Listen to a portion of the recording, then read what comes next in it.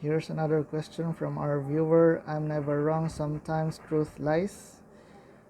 Says, in which season should this be done? So the question refers to propagation.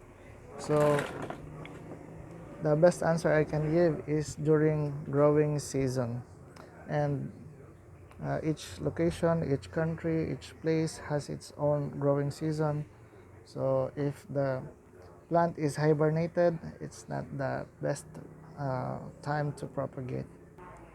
Related question is that best when is it when is the best time of the day to propagate?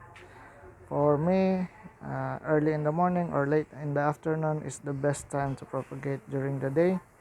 Or if you want to propagate midday where it's so hot, you can do a workaround by bringing the propagation in a shaded part of your house and in indirect sunlight.